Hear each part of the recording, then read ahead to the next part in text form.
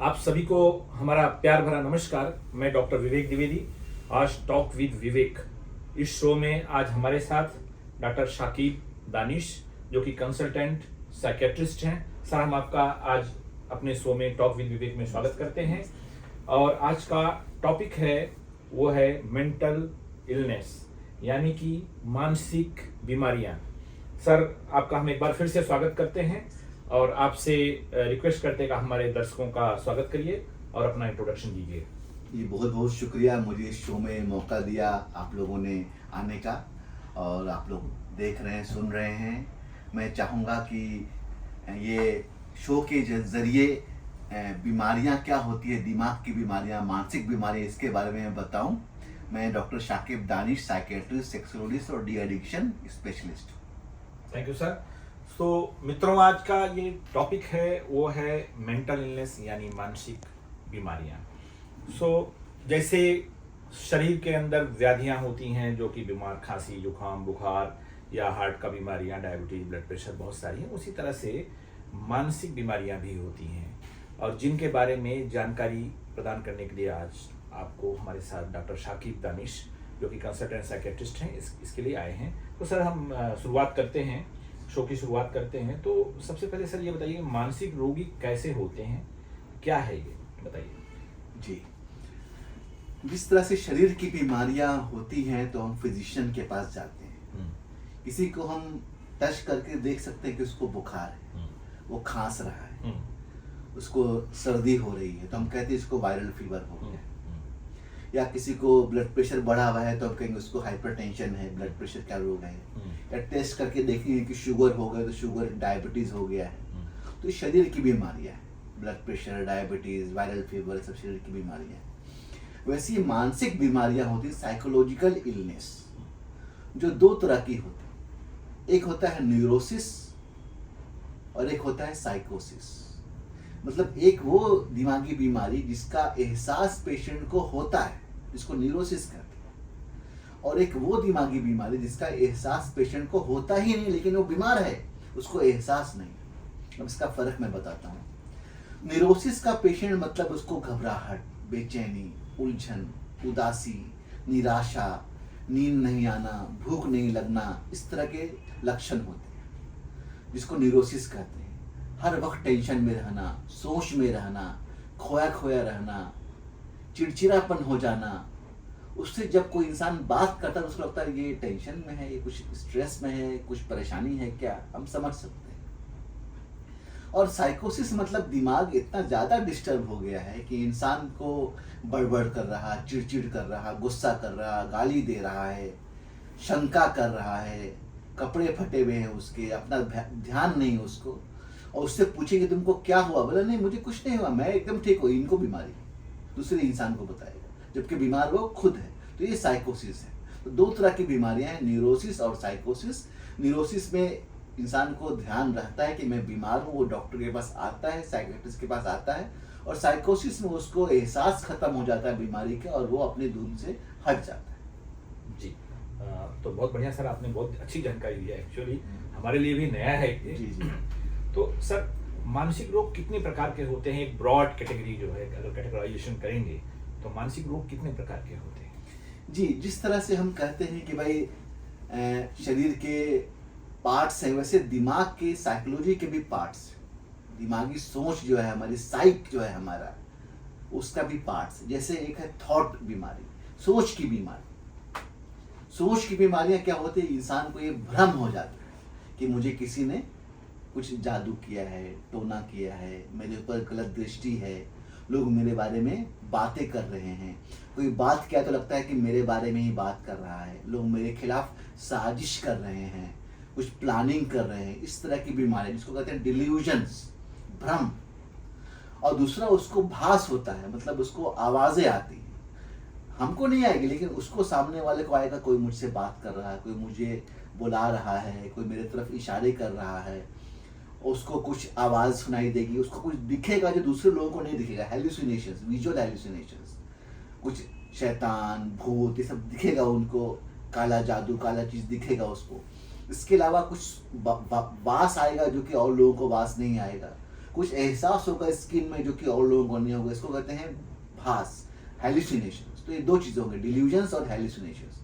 ये दोनों बीमारियां जो है वो क्या है, वो साइकोसिस है, जैसे मैंने पहले बताया, ये दिमागी मानसिक बीमारी ज़्यादा होने के लक्षण है। और एक होता है न्यूरोसिस, जिसमें कि उसका जो मूड है, जैसे उसका अच्छा लग रहा कि नहीं लग रहा, फीलिंग कैसा है उसका, एहसास कैसा है उसका, खुशी है कि गम है कि घबराहट है कि उलझन है, ये सब चीज़ें डिस्टर्ब होती हैं। तो इस तरह से अलग अलग पार्ट्स ऑफ साइकोलॉजी, साइक के अलग अलग बीमारियां होती हैं। जी सर, किसी भी घर में अगर कोई व्यक्ति बीमार हो जाता है, और खास करके मानसिक बीमारियां जैसे होते हैं, तो सिर्फ वो व्यक्ति ही सफ़र नहीं करता, उसके साथ वो पूरा परिवार सफ़र कर जाता है। जाने अनजाने उसका असर लोगों के स्वास्थ्य पे, लोगों के व्यक्तित्व पे, लोगों के दिलो दिमाग पे उसका असर आता है।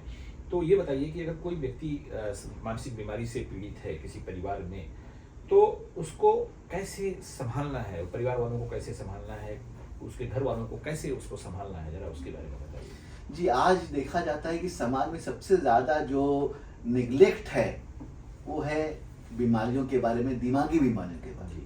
जब तक कोई इस तरह से ज़्यादा मेंटली डिस्टर्ब ना हो जाए कि एकदम वायलेंट हो जाए, हाइपर हो जाए, गाली गलौज करने लगे, कपड़े फाड़ दे, एकदम हाइपर हो जाए, लोगों को मार पीट रहा, तब तक हम उसको साइकियाट्रिस्ट के पास नहीं लाते। इसके लिए हमको ये जागरूकता लानी है इस शोज के जरिए, इस प्रोग्राम्स के जरिए, कि जैसे हमारा शरीर बीमार हो तो हम फिजिशियन के पास जाते हैं, तो अगर हमारा मन, हमारा साइकोलॉजी बीमार हो तो किसके पास जाए, हम साइकियाट्रिस्ट है, काउंसलर के पास आए।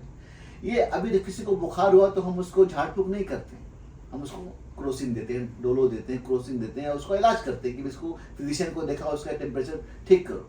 वैसे ही अगर हमारा मन बीमार है, जिसकी जो लक्षण मैंने बताया, उदासी, मायूसी, चिड़चिड़ापन, गुस्सा, नींद नहीं आना, घबराना, उलझन, तो ये कोई करनी या जादू टोना नहीं, बल्कि ये मन की बीमारी है।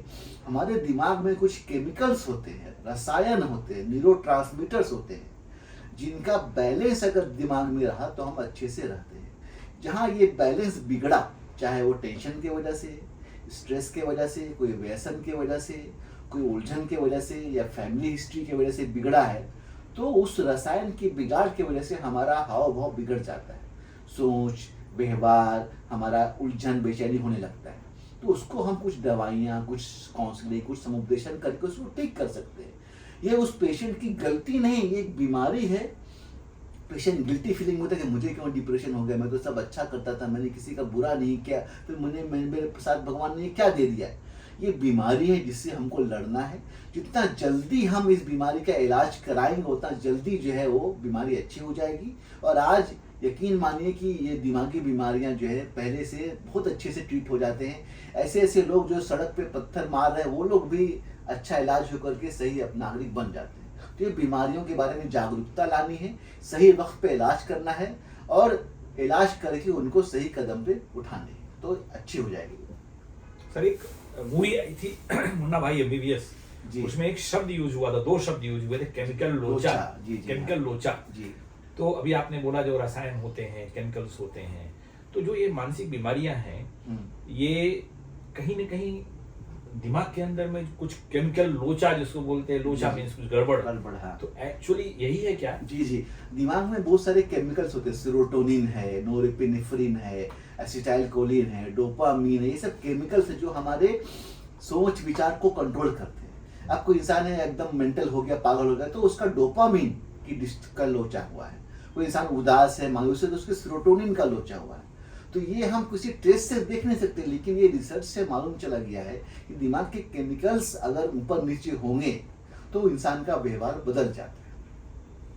अब अगर हम फिर दवाइयाँ क्या करते हैं, दवाइयाँ वो पेशेंट्स को देते हैं जिसको कुछ समय तक खाते हैं, जिससे क्या होता है कि उसकी केमिकल बैलेंस आ जाता है, रसायन व्यवस्थित हो जाते हैं और जिससे उसका सोचना, समझना, व्यवहार ठीक हो जाता है। तो ये केमिकल लोचे की वजह से ही दिमाग डिस्टर्ब होता है। तो कुल मिलाकर के ये एक तरह से जैसे दूसरी बीमारियां हैं, डायबिटीज, ब्लड प्रेशर, इसी तरह से ये भी एक बीमारी है। जी, और ये केमिकल्स की वजह से होती है। तो उसका इलाज जब केमिकल है तो इलाज भी केमिकल ही है। केमिकल इलाज है। तो उससे जागरूकता फैलाने की बहुत बड़ी जरूरत है। और जैसे आपने बताया कि घर भी डिस्टर्ब हो जाता है, बहुत उसके इस दिमागी बीमारियों में, मानसिक बीमारियों में सिर्फ पेशेंट का इलाज नहीं है, उसके फैमिली की भी काउंसलिंग करनी जी। है। कभी कभी घर में झगड़े हो रहे, उससे बच्चा डिस्टर्ब हो गया है, घर में कुछ टेंशन है, हस्बैंड वाइफ में परेशानियां हैं, तो उसके दोनों पार्टनर्स को बुला के, उसकी पूरी फैमिली को बुला के काउंसलिंग भी करनी पड़ती है कि अगर अच्छा होने के बाद वापस वैसा ना हो जाए, रिलैक्स ना हो जाए। इसके लिए पूरे उसके उसके घर के इलाज करना पड़ता, घर की काउंसलिंग करनी पड़ती है ताकि वो सही से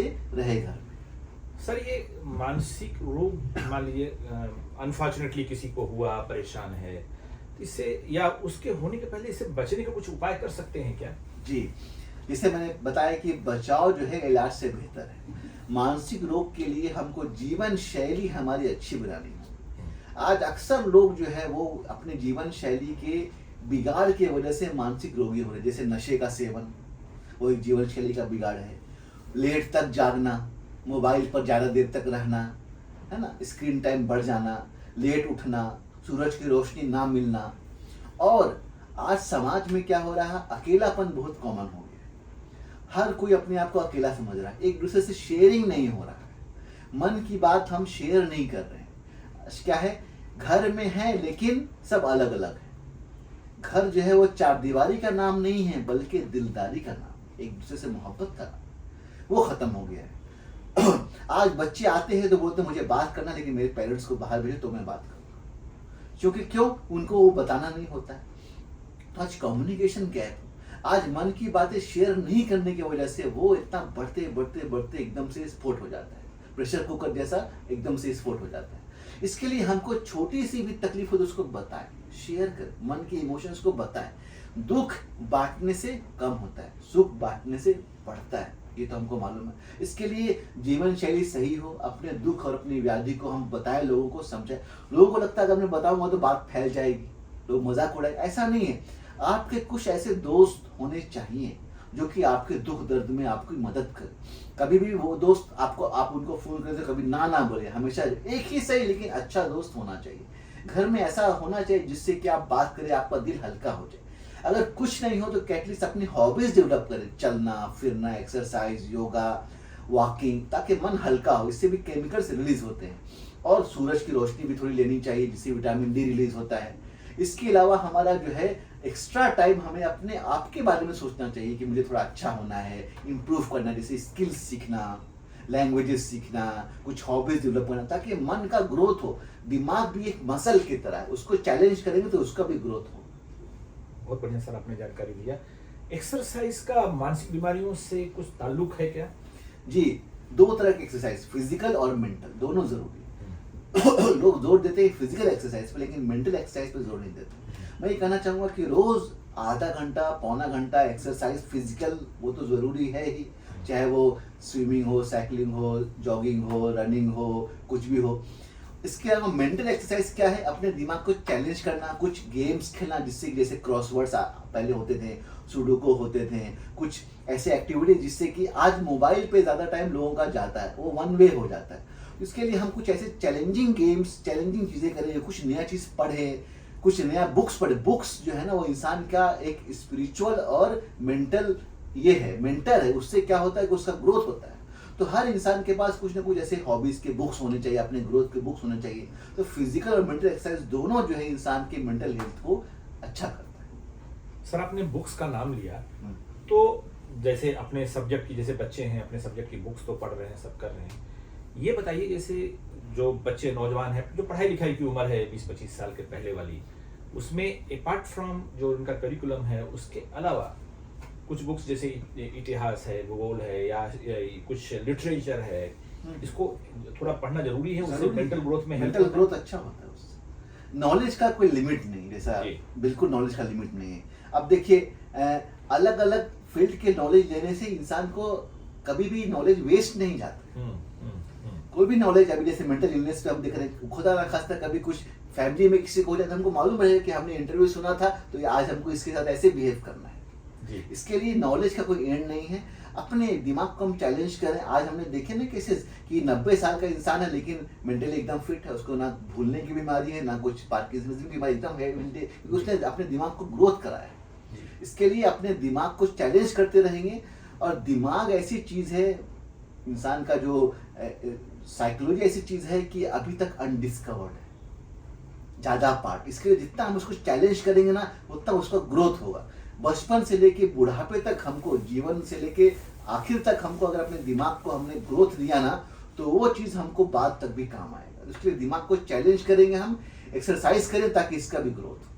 सर इस पे थोड़ी बात को आगे बढ़ाते हुए मैं आपसे एक चीज पूछना चाहूँगा कि आदमी के अंदर दो टाइप के ट्रेड्स रहते हैं, एक है पॉजिटिव, एक है नेगेटिव। पॉजिटिव नेगेटिव क्या है सभी जानते हैं। तो क्या ऐसा किया जाए कि पॉजिटिव ट्रेड्स, पॉजिटिव आदतें वो उसको और डेवलप किया जाए, और नेगेटिव बातों को कैसे इग्नोर किया जाए, धीरे धीरे करके इसको अपने जीवन शैली में, या कैसे इसको इनकलकेट करें हम, जरा उसके बारे में थोड़ा सा उस प्रकाश। ये मैं बताना चाहूंगा कि आज इंसान जो है वो एक दूसरे के लिए जरा सा भी हमदर्दी और सहानुभूति खत्म हो गई।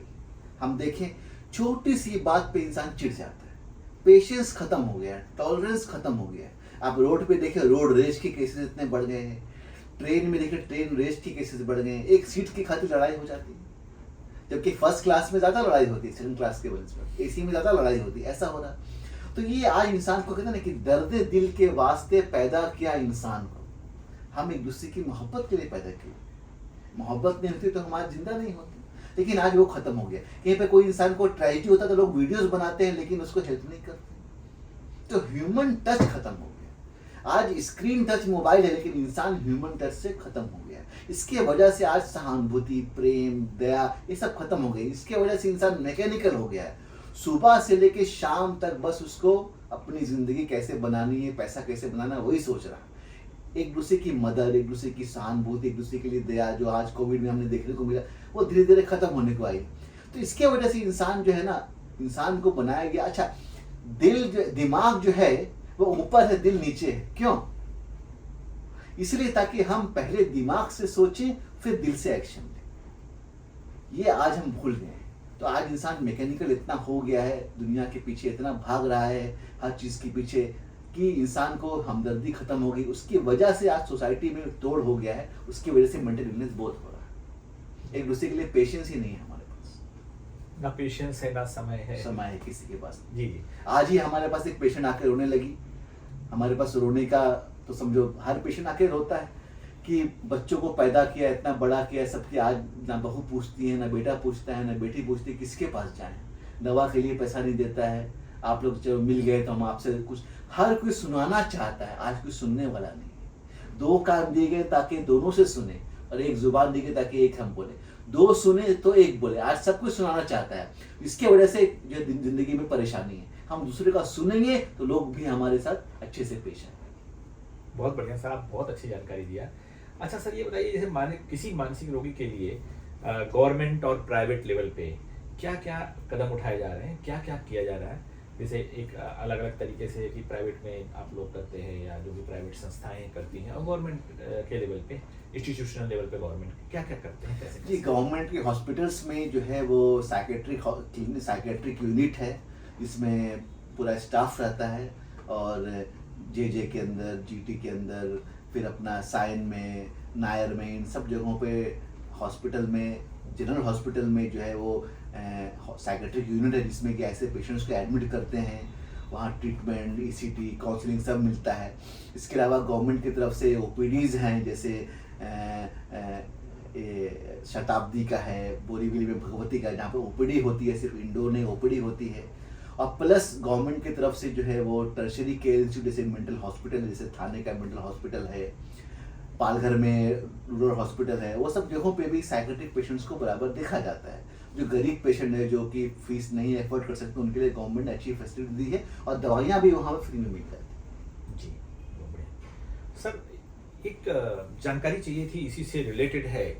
एक तो साइकेट्रिस्ट होते हैं जो कि मेडिकल एमबीबीएस करते, फिर आप लोग क्वालिफाई करके सुपर स्पेशलिटी करके बनते साइकेट्रिस्ट, और दूसरा साइकोलॉजिस्ट भी होते हैं, और एक काउंसलर्स होते हैं। और इसके अलावा भी क्या इनमें डिफरेंस क्या है? जी जी, देखिए, एक साइकेट्रिस्ट तो डॉक्टर होता है, उसके बाद वो एमबीबीएस के बाद वो साइकेट्री लिया है। साइकोलॉजिस्ट लोग वो एमए क्लिनिकल साइकोलॉजी होती हैं, जो कि साइकोलॉजी पढ़ती हैं एज ए आर्ट सब्जेक्ट, उसका साइकोलॉजी में स्पेशलाइज करती हैं।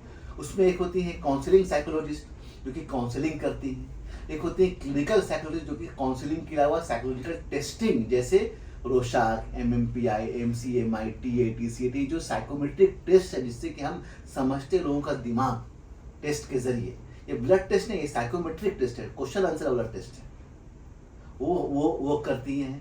हमारे पास भी एक clinical psychologist madam full time available है। और एक होता है साइकेट्रिक सोशल वर्कर, PSW। वो क्या करता है, वो समाज में जाकर के, सोसाइटी में जाकर के, जैसे मेडिकल सोशल वर्कर होते हैं, ऐसे लोगों को पिकअप करके उनको हेल्प करके फिर उनको वास्तविकता से जोड़ने के काम करता है। इस तरह से ये साइकेट्रिस्ट, साइकोलॉजिस्ट, काउंसलर और ये सोशल वर्कर। ये सब मिला करके जो मानसिक बीमारियां हैं उनको ठीक करने का या उनके पेशेंट को मैनेज करने के लिए एक दूसरे से मेंटल हेल्थ प्रोफेशनल्स एक तरह से सब मिलकर काम करते हैं, उसी दिशा में काम करते हैं। बहुत बढ़िया, जैसा आपने जानकारी दिया, बहुत ही अच्छी जानकारी है। तो मित्रों, आज का ये टॉपिक था मानसिक बीमारियां यानी मेंटल इलनेस। उस पर हमारे साथ आज डॉक्टर शाकिब दानिश जो कि कंसल्टेंट साइकियाट्रिस्ट हैं। और सर, चलते चलते लास्ट में हम आपसे एक गुजारिश करेंगे कि आप हमारे दर्शकों को एक संदेश दीजिए कंसाइज वे में कि क्या कहना चाहते हैं मानसिक बीमारियों के बारे में। जी, जितनी जागरूकता हम फैलाएंगे उतनी जल्दी इस बीमारी को हम डील कर सकते हैं। ये दिमागी बीमारियां, मानसिक बीमारियां, ये पुराने जन्म का कोई पाप या किसी का जादू टोना या करनी नहीं है, बल्कि ये एक बीमारी है जिसका इलाज मुमकिन है। सही समय पर सही तरीके से हम इसका इलाज कराएंगे तो ये पूरी तरह से ठीक हो सकती है। और ये एक बीमारी है, इससे हमको लड़ना है, इसमें समाज के सारे लोगों का हमको सहायता चाहिए। सर, बहुत अच्छी जानकारी आज आप हमारे दर्शकों को दिया। It is an eye opener for everybody और इससे डेफिनेटली हमारे दर्शक लाभान्वित होंगे। तो मित्रों, इसके साथ ही हम आपसे विदा लेते हैं और हमारे डॉक्टर शाकिब दानिश सर जो कि आज हमारे शो में आए और आप लोगों को इससे जानकारी दिया, आशा है आप इसका फ़ायदा उठाएंगे। और हमारे कैमरामैन मिस्टर रूपेश पेडनेकर, आप सभी को हम धन्यवाद देते हुए आपसे विदा लेते हैं। थैंक यू, नमस्कार।